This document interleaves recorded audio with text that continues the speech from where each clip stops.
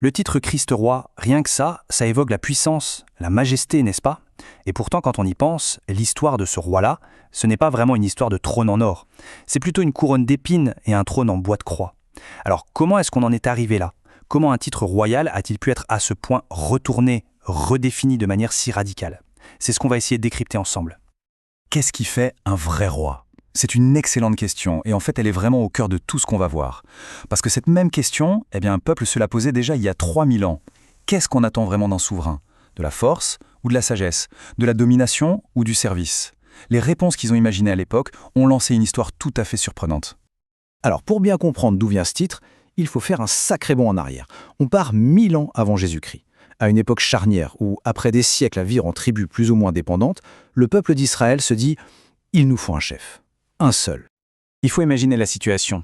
Pendant des siècles, Israël, c'est une sorte de confédération de tribus. Elles sont unies par la foi, oui, mais politiquement, c'est assez éclaté. Et face à des ennemis, ça les rend vulnérables. L'idée commence donc à germer. Il faudrait un chef unique, un vrai roi, à la fois militaire et politique. Il y a bien eu une première tentative avec le roi Saül, mais son règne a été compliqué. Et c'est après cet épisode difficile qu'une nouvelle figure va émerger. Quelqu'un qui va réussir, lui, à unifier la nation. David. Et là, on assiste à un moment absolument fondateur. Toutes les tribus viennent trouver David à Hébron. Et ce qu'elles lui disent est très fort. Ce n'est pas juste une simple allégeance. Elles déclarent « Nous sommes du même sang que toi ». C'est bien plus profond.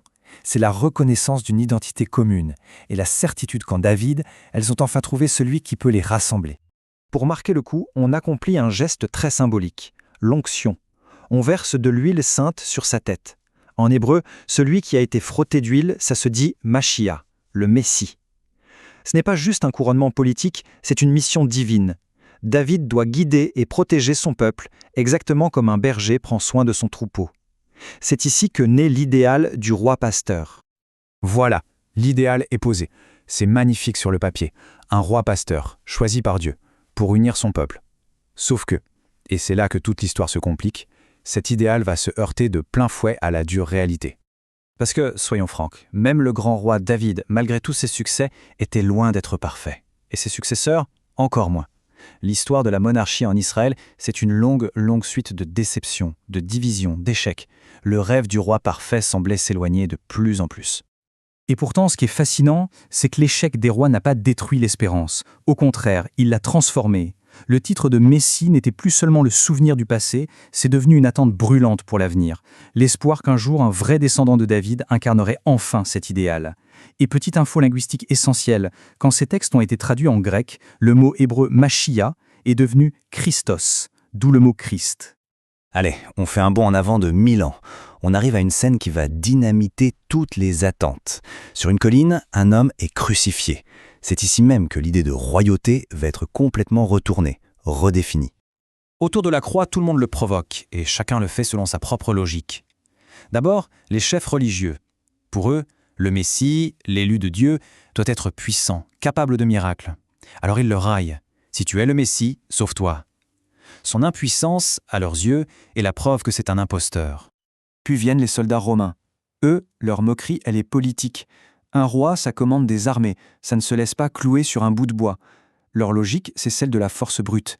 Un vrai roi doit être capable de se sauver lui-même. Et enfin, même l'un des criminels crucifiés avec lui s'y met. C'est un appel désespéré, presque cynique. Si tu as le moindre pouvoir, utilise-le maintenant, pour nous sortir de là. C'est l'exigence d'un salut immédiat, visible, efficace. Le point crucial, c'est son silence. Face à cette triple demande de puissance, Jésus ne dit rien. Il refuse de se plier à leur logique. Sa royauté ne se prouve pas par un miracle spectaculaire. Elle est, de toute évidence, d'une autre nature. Et c'est là, au milieu des moqueries, que tout bascule. Une voix s'élève, celle de l'autre condamné. Il ne demande pas d'être sauvé de la croix. Non, il voit plus loin. Il reconnaît un autre type de royaume. Un règne qui commence au-delà de la mort. C'est un acte de foi absolument incroyable, dans un roi qui ne ressemble à aucun autre. Maintenant, changement radical de perspective. On quitte la colline du Calvaire et on prend une vision cosmique, celle que décrit la lettre aux Colossiens. Ici, le roi de la croix devient le centre de tout l'univers. Ce qui est fascinant dans ce texte, c'est un petit détail de grammaire qui change tout. Quand on parle des actions de Dieu le Père, c'est au passé. Il a arraché, il a fait entrer. C'est un plan qui est accompli. Mais quand on parle du Christ, tout est au présent. Il est l'image, il est avant toute chose, il est la tête. Son action n'est pas juste un souvenir, elle est continue, permanente. Il est le centre actif de la création, ici et maintenant. Que veut dire cette expression « image du Dieu invisible » ? C'est une idée d'une profondeur immense. D'un côté, Jésus incarne l'humanité parfaite, telle que Dieu l'avait imaginée à la création. De l'autre, en lui, le Dieu que personne ne peut voir se rend visible. Il est le pont parfait entre le divin et l'humain. Mais comment la violence de la croix peut-elle amener la paix ? Le texte nous propose un renversement incroyable. La haine des hommes commet le pire des actes. Mais Dieu, dans un mystère total, utilise ce même acte de rejet pour offrir le pardon. La croix, un symbole de torture, devient le lieu même où la paix est offerte au monde entier. Alors maintenant, rassemblons tous les fils de notre histoire. On retourne une dernière fois à la croix, mais en la reliant cette fois au tout premier homme, Adam, et à la promesse du paradis. Le parallèle est saisissant. Dans le Jardin d'Éden, Adam cède à la tentation de se faire comme en Dieu, par ses propres moyens, sans Dieu. Résultat, les portes du paradis se ferment. Sur le bois de la croix, Jésus fait face à la même tentation. Sauve-toi toi-même. Mais en choisissant la confiance totale plutôt que le pouvoir personnel, il fait le choix inverse d'Adam, et il rouvre les portes que le premier homme avait fermées. Et voilà l'accomplissement. La réponse à la prière du bon larron n'est pas une promesse vague et lointaine, c'est aujourd'hui. Ce nouveau royaume n'est pas basé sur la puissance, mais sur la miséricorde, ici et maintenant. Et le tout premier citoyen de ce royaume, c'est un criminel repentant. Le voyage de ce titre est donc vertigineux. On part d'un chef de guerre, unifiant des tribus, on arrive à un idéal de roi pasteur. Cet idéal, brisé par l'histoire, est totalement réinventé sur une croix. Le condamné humilié devient le centre de l'univers, un roi dont le seul acte de pouvoir est d'offrir le pardon. Et tout ça nous ramène à notre question de départ. Si un royaume est bâti non sur la force mais sur le pardon, alors qui détient le vrai pouvoir ?